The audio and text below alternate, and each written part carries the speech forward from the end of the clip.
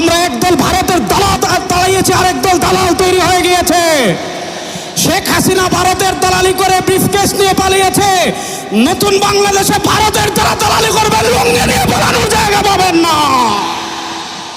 সংগ্রামী সাথী ও বন্ধুগণ, আমরা স্পষ্ট ভাষায় বলতে চাই, এদেশের রাষ্ট্র ক্ষমতায় আমরা আর কোনো চাঁদাবাজদেরকে দেখতে চাই না।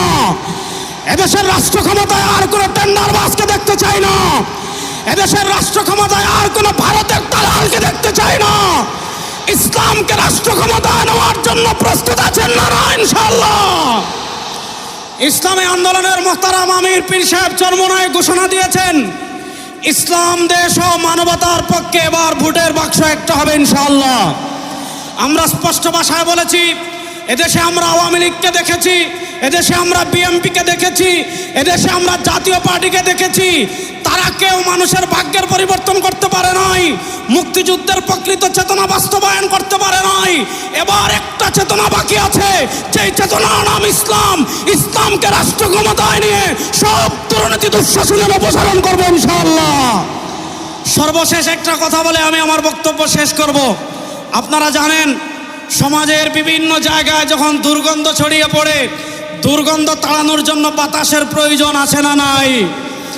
আমাদের রাজনীতিতে দুর্গন্ধ, আমাদের সংসদে দুর্গন্ধ, আমাদের বিচার ব্যবস্থায় দুর্গন্ধ, আমাদের অর্থনীতিতে দুর্গন্ধ।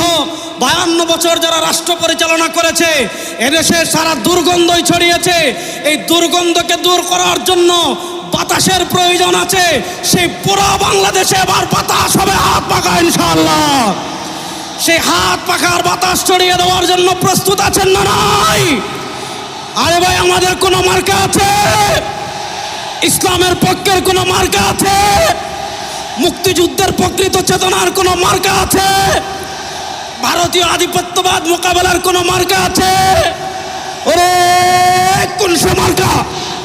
সবাই বলো, এবার যাবে সারা বাংলায় পিসব চরমোনাই, শাখা চরমোনাই, নারে তাকবীর।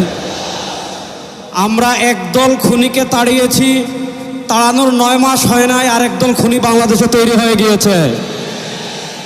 আমরা একদল চাঁদাবাজকে তাড়িয়েছি, বাংলাদেশে আরেক দল চাঁদাবাজ তৈরি হয়ে গিয়েছে। আমরা একদল দুর্নীতিবাজকে তাড়িয়েছি, বাংলাদেশে আরেক দল দুর্নীতিবাজ তৈরি হয়ে গিয়েছে। আমরা একদল টেন্ডারবাজকে তাড়িয়েছি, বাংলাদেশে আরেক দল টেন্ডারবাজ তৈরি হয়ে গিয়েছে।